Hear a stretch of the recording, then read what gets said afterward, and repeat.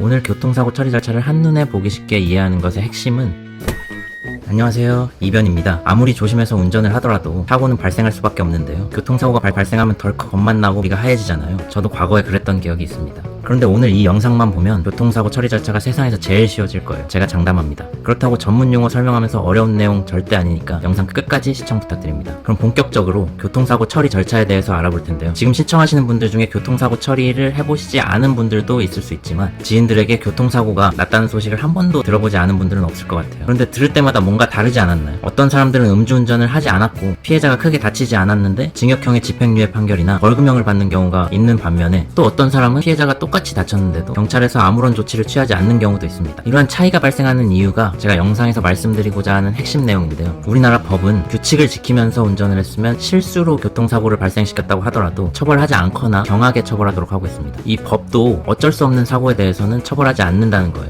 이게 상식적인 거잖아요. 이렇게 자동차 운전하면서 모든 교통법규를 지켰을 경우 피해자가 상해를 입었다고 하더라도 운전자가 처벌을 면할 수 있는 기회가 생기게 되는데요. 물론 피해자가 사망한 경우에는 다르지만 이러한 경우에는 뒤에서 자세히 설명해 드리겠습니다. 그렇다면 교통법규를 지키지 않았다면 어떻게 될까요? 이 부분이 오늘의 핵심 내용이니 집중해주세요. 운전을 하면서 규칙을 지키지 않는 대표적인 것에는 음주운전이나 신호위반 등이 있습니다.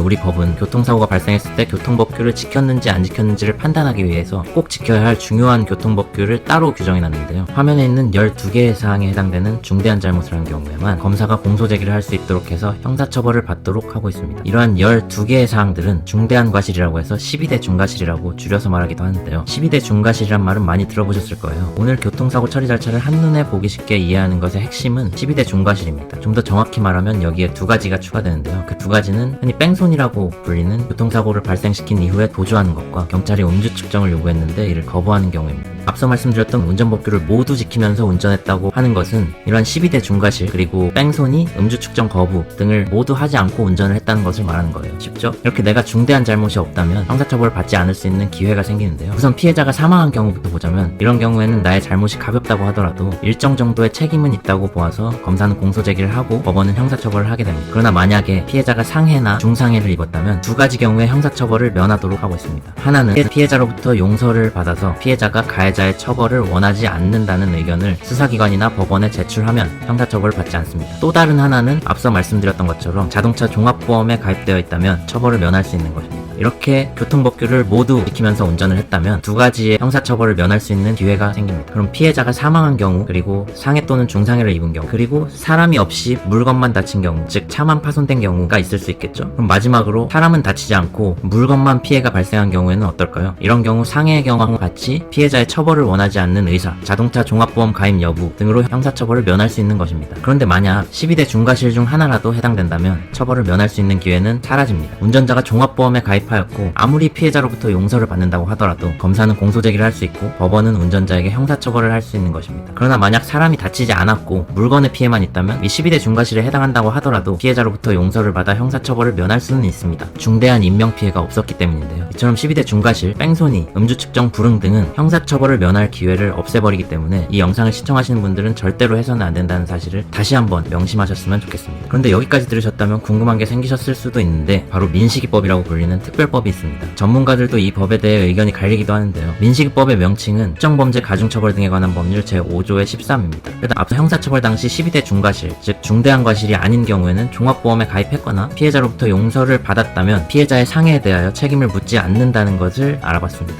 그런데 민식이법이 적용된다면 12대 중과실이 아닌 조금의 과실이라도 인정된다면 형사처벌이 될 수 있게 된 건데요. 이뿐만이 아니라 그 처벌 수위도 뺑소니나 음주운전에 준하는 정도로 굉장히 높은 수위의 처벌이라고 할 수 있습니다. 만약 어린이 보호구역에서 운전 중에 조금의 과실이라도, 아주 조금의 과실이라도 있었다면 어린이의 상해가 발생한 경우에 음주운전 또는 뺑소니에 준하는 정도로 처벌될 수 있는 것인데요. 이 법이 잘못되었는지 아닌지를 떠나서 우리는 법률이 사라지기 전까지는 위 법의 적용을 받기 때문에 어린이 보호구역을 운전하는 경우에 더욱 각별한 주의가 필요하다는 사실을 알고 계셨으면 좋겠습니다. 자, 오늘 준비한 영상은 여기까지고요. 모두 안전운전하셔서 형사처벌 받는 일이 없었으면 좋겠습니다. 오늘은 교통사고가 형사처벌되는 경우가 어떤 경우인지에 대해서 알아봤는데요. 앞으로도 법률 용어는 최대한 줄이고 쉽게 설명해 드릴 거니까요. 이 외에도 궁금한 점이 있으면 댓글에 달아주시길 부탁드립니다. 지금까지 이변이었습니다. 감사합니다.